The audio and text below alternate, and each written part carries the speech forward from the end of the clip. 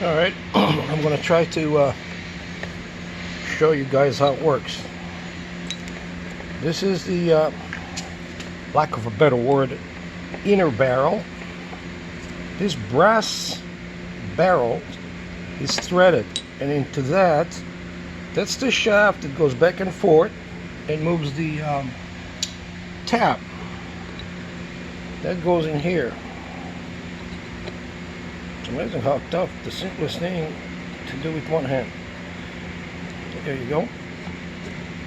Okay, so as the barrel moves, turns, the spool turns the barrel, the brass barrel, and it turns it one way or another, and it moves the push rod in or out. And the clever part is that the whole thing, I'm not done cleaning it yet. As you can tell, there's a ton of it on the floor.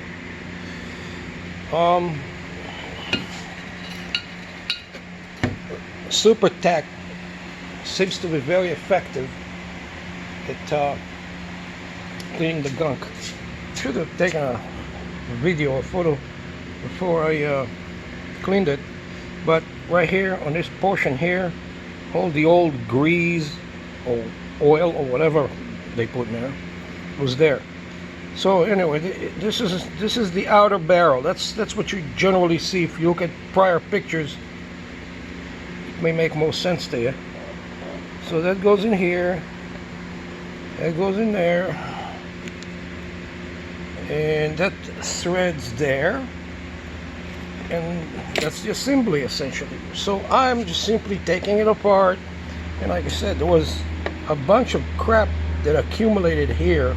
Now this one here you can grease because it just rotates around the axis. It doesn't do anything, and you can have grease in here. It won't pack itself. But when you put grease inside, how far did I thread the son of a bitch? Look at that. Okay, here you go. But if you put grease inside of there, you pack it up in there, and then this one moves back or forward, depending on going up, down, whatever. It's going to start packing. In other words, once it gets to as much grease that it just can't go back anymore. Hydraulic lock. And the same thing with the other side. So if you don't have very limited travel, you don't put grease in there. What you put is oil, heavy oil. And after some thought and some research on the subject matter, as they say,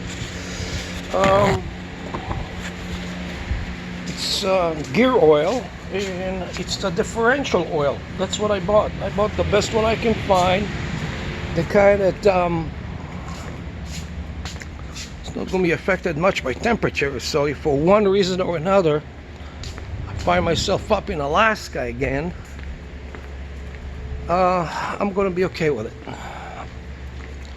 This won't be extra strain on the so I got this one. I read up on it. It's anti-corrosion, which is, and it's Mobile 1, so I don't need it that much range, but anyway, I got that. Then this one here, they're compatible one with the other.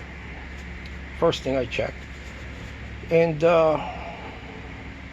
anyway, this one here is thick enough and very, very sticky. Those of you that played with STP know how sticky it is. So also this one is well, like I said, it's anti-corrosion and it's extreme pressure. Well, Mobile 1, first class. So between these two, I'm pretty sure that nice day today anyway, and the temperature is good too. So I'm gonna continue on cleaning. Then I'll put a coat on the brass barrel of grease, and I'll check it. See, the grease won't be pushed anyway, it just stays around here. So this one here is pretty good. I'm kind of concerned about the inner barrel. It's almost like new condition, so I gotta gotta clean it. I mean, the old crap is really something else. I may have to empty this whole bottle in there. I want it as clean as the day it was manufactured. So I don't want any shit in there. Okay, and maybe, well, I'm pretty sure that I'll start putting it back together again.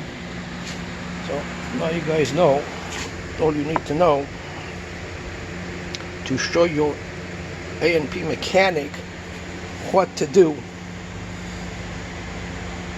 Hopefully my efforts are going to save you guys time and money. Because if a guy is going to start working on this from scratch, he never done it before, and all he has on is the shop manual and the IPC parts catalog, and the I stands for whatever, illustrated.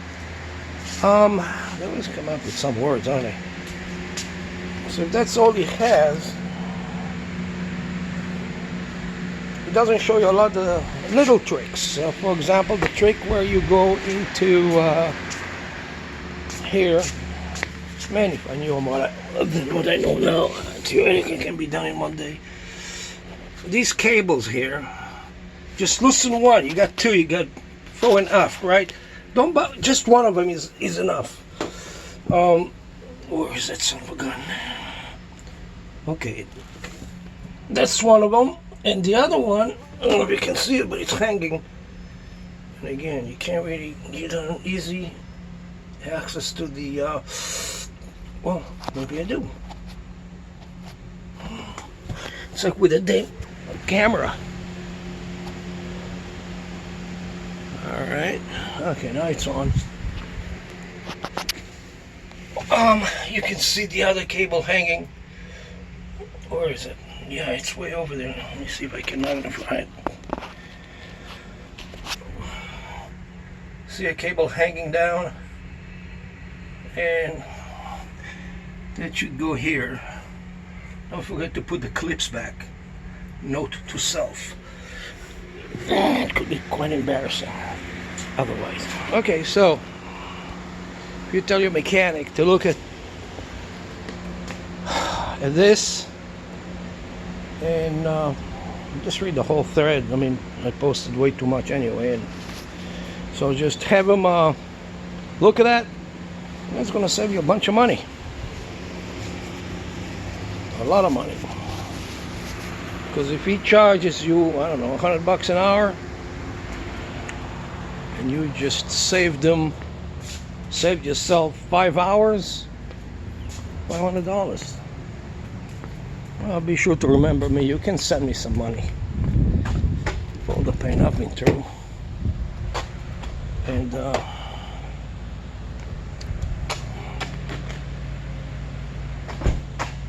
And wrap, stay away from my propeller hub, whatever it is. Okay, so, well, I don't take good selfies, so anyway.